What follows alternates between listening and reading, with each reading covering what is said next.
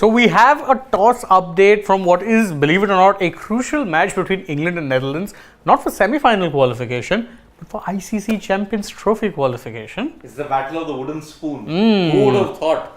Netherlands, maybe you had a faint inkling, 50% perhaps. Yeah. But England, wooden spoon, because they are currently at the bottom of the table. And correct. If they lose today, their Champions Trophy qualification hopes are all gone in smoke. Correct. Because at this point, if you look at it, England have two games. One is today and it's against Pakistan on the 11th. Saturday. Now that will be a must-win game for Pakistan. So England have to win this game in order to get a faint chance of even Champions Trophy qualification. Correct.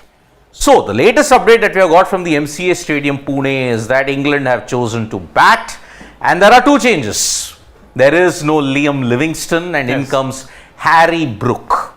And there is no if there is no Mark Wood also. So, like for like, pace, super fast pace, Gus Atkinson's coming. Exactly. So that's two changes. England haven't changed their team combination per se. It's just the personnel, and I don't know whether it's tactical because Livingstone has been pretty bad with the bat. So and I think if you're playing Moeen, then you do have that extra spin option to give you a few overs in the middle. I don't think it should be that much of a problem dropping Livingstone because again with the bat he's just not been there. Brook, again, someone who's not really been, he's been hit or miss. But okay, I guess in a situation considering how bad Livingstone's form was, kind of makes sense. Okay, you get him out.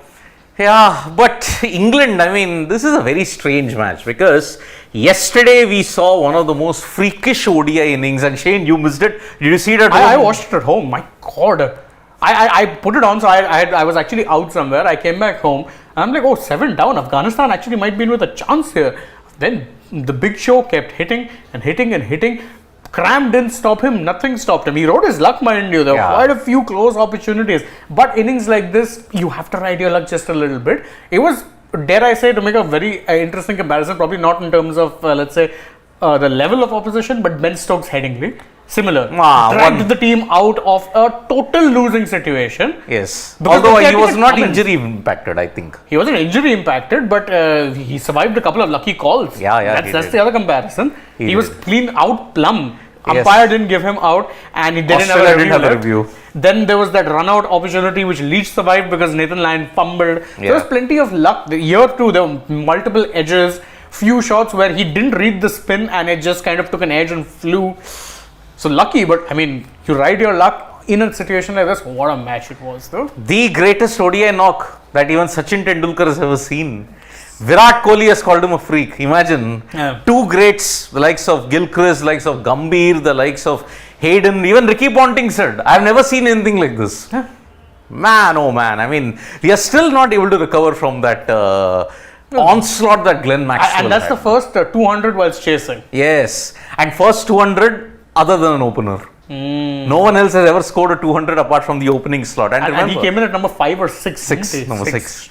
And when he came in, Australia's win percentage was 1%. When he was there, it improved to 6 towards the end. They won. That was the graph. And that way, when you look at it, this match is the only, you may say, dead rubber. But with Champions Trophy qualification at stake, there is a bit more context. When we say dead rubber, we mean in context of the ICC World Cup. Neither of these teams have any chance in hell. So it's really going to be a case of play for pride. If Netherlands can, get another win over England, it'll actually cap off what's been an improved tournament for them. They've had one upset against South Africa. Have they won any other game? They have won against Bangladesh. There you go. So 3 wins if they get, it's great. For England, of course, that added pressure of knowing that if you don't win today, then that chance of making that trip to Pakistan in 2025 is just done and dusted. We'll quickly go over the playing 11 once again in order. Johnny Bairstow, another player who should be under a lot of pressure. David Malan, that's the opening combination. You've got Joe Root and Ben Stokes shoring up the middle order. Jos Buttler, another player whose form we'll dwell on in a bit. Then you've got Harry Brook at 6, Monali at 7, Chris Wokes, David Woolley, Adil Rashid and Gus Atkinson, who comes in place of Mark Wood. Do you think Brook will come at 6? He might, you don't really know. Why don't they swap Brook at 4, Stokes at 6? Or you could swap, Butler is very settled at 5. So you're right, you might not see. You could do that actually because you do have a couple of left-handers lower down the order. You could demote Ben Stokes, maybe send Brook at 4. There was a comment that I read from Steve Harmison. Like he said, Send Ben Stokes home now. Prepare him for the India series. Do you think he should have played in these two games? No. But I think with Champions Trophy qualification at stake. But anyway, Stokes is not going to play ODIs after the World Cup. Why risk him then for the 2 games? I don't understand the point of risking him for 2 games. I think England have enough batting depth. And remember, Ben Stokes is playing as a pure batter here. He's not bowled a ball. I actually agree with Harmison. I would have not played Stokes. In fact, I would have told him, you know what, give yourself that better chance. Have your surgery right now. Yeah, that's what he said. Go home, have surgery, recuperate, come back for the India series. That will be in January. So these 2 games, I was wondering, Stokes should be rested. He should be sent back home because, okay, England don't have that much of, they have only pride to play for. Champions Trophy qualification, if they lose to Pakistan anyways, they're out. I don't see them qualifying in that because see, Bangladesh's win has ensured now that they have scuppered England's chance of at least finishing in the 8th spot.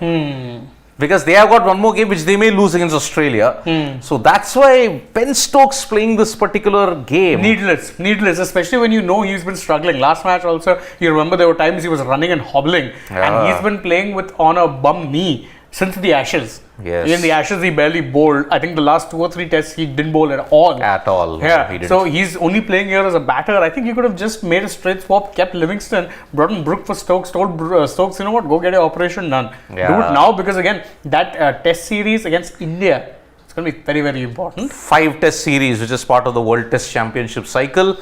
India are playing 2 5-test series in the cycle. One against England at home. 5 tests against Australia away. So that's why England, they have got all to do. If they don't reach the ICC World Test Championship final in 2025, looking at the way how they approach Test cricket, then I think for this generation, it will be yet another missed opportunity. Yeah, I mean, we did make that argument that, when they introduced baseball, it was, I think, halfway into the Test cycle. Against India, that happened 2022. I would say New Zealand, remember? Just before. Yes. He had the New Zealand series, but by that point, their qualification hopes were in tatters. It was done. Thereafter, but now you're right, if they can't maintain that momentum, get a top 2 finish, then you'd be questioning what is the point of that approach. And I think the key series there will be that away series to India. Yeah, 5 because again, tests. 5 test matches, that's going to be a lot of points at stake. And looking at the way how they tackle spin and pace and seam in this ICC ODI World Cup doesn't give you that much of confidence seam pace won't be that much of a problem in India during a test match. It'll be mostly spin. So I think that will be very interesting to see how it is that if they alter their approach, how they alter their approach. We don't really know. But for this match, I mean, let's go over the other playing 11. There is, of course, Netherlands also, who, mind you, again, would be sensing their chance of getting a third win. Because they have done it in the past 2 T20I World Cup wins against England, Correct. 2009 and 14, but never in an ODI World Cup that they have won. And last time these 2 teams played in an ODI series, England made 499. 498 or 499 if I'm not. They just missed out on the 500 mark. Yeah. So this is the Netherlands lineup that we have got. The veteran, possibly in his last couple of games that we're going to see him. Wesley Baresi is there. Max is there. Scott Edwards. I mean, first time I think both wicketkeeper captains in the same team. Buttler is wicketkeeper captain. Yeah, I don't recall any other wicketkeeper captain. Scott Edwards. Yes. One match, both the captains are wicketkeeper batsmen. So, Bas Daleda, very, very impressive. He's done very well in this World Cup. Teja Nidamanuru, well, he's in place of Saqib Zulfikar. So, that gives the batting a lot more depth. Zulfikar unfortunately struggled a lot with the ball. So, I think that's why Teja is back in. Logan Van Beek, he's been doing well with the ball. Roelof van der Merwe, well, what can we say about the Bulldog? The South African Bulldog really, even at 39, continues to show why he's the best. Then Aryan Dutt, very impressive with his off spin. Paul Van Meckeren, Uber Eats guy, he's always delivered on time. And in those 2 games that Netherlands won against South Africa and against Bangladesh, Van Meckeren had a big role to play in that with his seam up. So that's why, as far as the seamers are concerned, Van Meckeren, Van Beek and Bas Daleda, all 3 have been simply magnificent. Aryan Dutt, Roelof van der Merwe, it's kind, and Colin Ackerman, if you look at it, quite a solid bowling lineup. But then again, England just on experience and all of that, they will start as the favourites. Also, I think it's a good toss to win because Pune, generally speaking, I think it's been easier to bat in the first innings, if memory serves me right. But if you look at it, okay, New Zealand, South Africa put up a massive total, New Zealand couldn't chase. But in the India-Bangladesh game, Bangladesh was over 260, India chased it down rather comfortably. Yeah, but that's also because Bangladesh were pretty deflated, I think, because they were bundled out badly. So Shakib also wasn't there in that game. Correct. So, but I think, again, if you're looking at it from the England point of view, one player who, by the way, himself has admitted that his form has not helped matters, Jos the Boss Buttler. I mean, this is the man who, in the last World Cup, 2019, was being compared in many ways to MS Dhoni for the finishing touch that he would provide to England's, innings. Again, he never had big 50s or big 100s. But he'd come in and give that impetus late, and it made a world of difference. This time around, though, those numbers don't make for good reading. No 50s, no 100s. Strike rate of 93 is very good, but that average of 15 and only 100 runs in 7 matches, it's terrible reading for someone who just about a year back was being lauded. I remember 2022, he had a golden IPL, led his team to the T20 World Cup, was being lauded as one of the best white ball batters in the world, and not just in England. What a fall from grace. I know. I mean, if I could... I struggle to read that. Is this really 15.14 considering Jos Buttler, the caliber, the pedigree that he possesses? If you want to look at the key figures in England's white ball resurgence, why England could achieve the white ball reset was all thanks to this man. Yeah. Jos Buttler, why was he called Jos the Boss? Because of his free hitting, fearless capability. Somewhere down the line, I think, has captaincy taken a toll on him? Because see, 2019, he wasn't the ODI captain. He was just the T20 captain who led him to the... In fact, at that point, I don't think he was even T20 captain. He wasn't. Morgan was the T20 captain. Remember, he only became the T20 captain when Morgan retired in 2022. Yes. So, but he led them to the title in 2022, right? Correct, yes. Because Morgan retired in the summer, if memory serves me, right? Yes. In that Netherlands series only, I think he retired. In Morgan. So, unfortunately, Jos the Buttler, and there have been weaknesses. Delivery outside of Buttler seems to just poke at it. Naveenullah got him with a brilliant in-swinging delivery in Delhi. That time Zampa, somewhere down the line, the away-going delivery is proving to be a big problem for Jos Buttler. And that's why you saw even in the game, Australia, favourite opponent, you thought maybe he could do it. But Adam Zampa got through to him, and that's why 3 for 21. Wonderful figures, and that's why, unfortunately, Jos the Boss, the pivot that you needed for England to achieve their white ball, bass ball like dominance, that pivot itself has become rusty this time around. And 15.14 for the class of Jos Buttler, this World Cup has been a real come down for him. And absolutely. I feel bad for him because, see, you meet Jos Buttler, he's one of the few Englishmen who's soft-spoken, has a clear vision of what to do, what not to do. With the bat, he does all the talking and all that, and that's why, as an England captain, the ideal candidate to lead forward, but now they're mulling. Leadership change is, because even Butler's not getting that young also. But I think it's too early. I mean, again, 1 year ago, this is a guy who won you a World Cup. It's not like him and the rest of the team have become rubbish overnight. I think it's a problem when it comes to adjusting approach, and I will pin that on not just the captain and the players but the coach as well. I think there has been a problem when it comes to executing their plans, and that is why more often than not them found themselves undone. I'm not sure if a captaincy changes the solution, mainly because I can't think of that many candidates. Again, the problem with this England team, and I think this is a problem you'll see with a lot of teams, is that they all kind of grew old at the same time. So they really do need a reset. They need to bring in more younger players, because again, who are the youngsters in this team? Brooke, that's it. Because even Livingston is in his late 20s. A lot of these guys, again, a Malan, a Bairstow, they're all 30s. Stokes, Buttler, all of these guys formed the backbone of the side that won in 2019. Yeah. And all of them seem to have had that slump collectively, whereas previously in 2019, all of them were at the peak of their powers. Wokes, another one, Rashid, another one, all in their 30s. They've not had that transition happen yet, and it's not like they don't have the talent. Even if you look at their spinners, they have high hopes of a Rehan Ahmed. So, but these guys need to be blooded in now, because as you can tell, this team had more or less the same age. You need to start maybe phasing out certain players sooner, which is why I never understood. Now in hindsight, you can say maybe bringing back Ben Stokes was a mistake, because you had that little bit, that one guy who had chosen to walk away on an absolute high. You asked to bring him back. and it didn't really help anyone because you kind of needed to move away from that, and slowly Correct. but surely you had to. Unfortunately, you didn't. Of course, you can't really think about that now. It's the middle of the tournament. 2 games. Play for pride, play for Champions Trophy qualification. That's the only thing that they have right now. How old is Jason Roy? Because he'll be Similar age. He's also in his 30s. That's why he wasn't getting much in the way of England contracts. His last contract, I think he was only given the lowest deal. Lowest deal, yeah. That's why he was okay getting out of that contract to sign a deal to play in the MLC. Yeah, MLC. Somewhere down the line, he must be chuckling away because why? I was dropped for a certain Harry Brook, but Harry Brook didn't get to play most of the games because of one. I think because of Ben Stokes also. Somewhere down the line, Jason Roy, one of your key match winners in that 2019 World Cup squad, somehow doesn't make it. Jason Roy 33. There we go. He's also 33. He's As also I said, 33. everyone has aged at the same time. Yep. So unfortunate that England are in the sea. 1.5, 2.7. If they win this, and that too if they don't win it by a big margin, I don't see them qualifying. Unless for England to qualify for the Champions Trophy, they need New Zealand to absolutely thrash Sri Lanka. And which can happen, and Australia to thrash Bangladesh. Which can also happen. But So, even then, you'd not, if you're looking at it that way, be reliant on that to actually kind of take you. If you're England, you want to, get your net run rate up.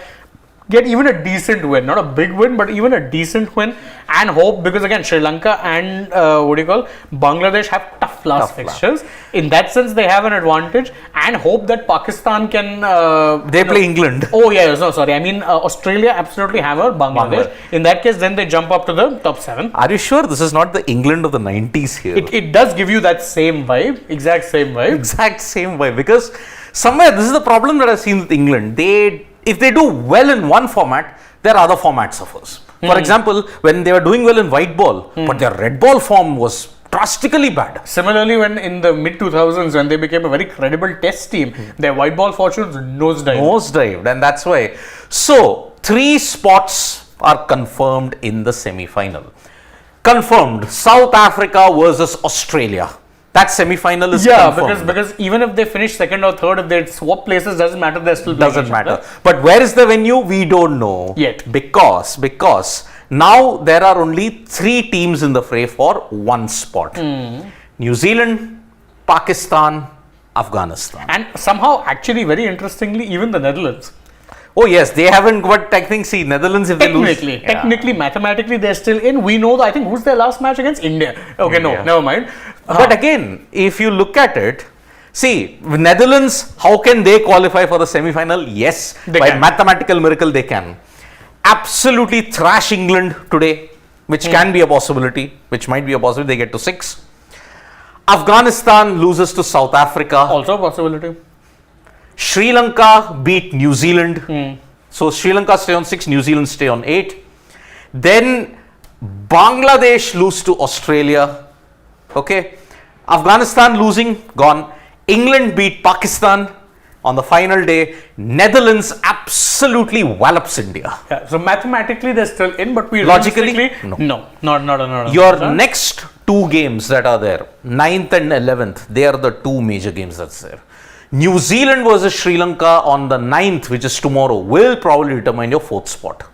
But remember, the weather in Bengaluru on the 9th is not great. Rain is predicted. Some optimists have given 70%, others have said 90%. And remember, if the New Zealand versus Sri Lanka game is abandoned, 5 points, 9 points. Simple. Pakistan just has to win against England. Exactly. They become the 4th team. Afghanistan should lose to South Africa. But even if they beat South Africa, their net run rate, major problem. They'll have to beat South Africa by a margin of 200 runs. Then and only then their net run rate can go to positive. Remember, if Pakistan, for them, if the New Zealand Sri Lanka game is washed out, simple. Win against England, and India versus Pakistan then is on the 16th in Kolkata. South Africa versus Australia is in Mumbai on the 15th. Anyhow, we have in fact reached the point now. The national anthems are going on. This particular match set to get underway soon. Any predictions? England batting first. Man, this is one match. Yesterday I said Afghanistan started slight favourites. They almost won, but it took a freak thing from Glenn Maxwell. Today I will say England batting first, 290, and they're winning. England are winning. I think 305, but it won't be a close.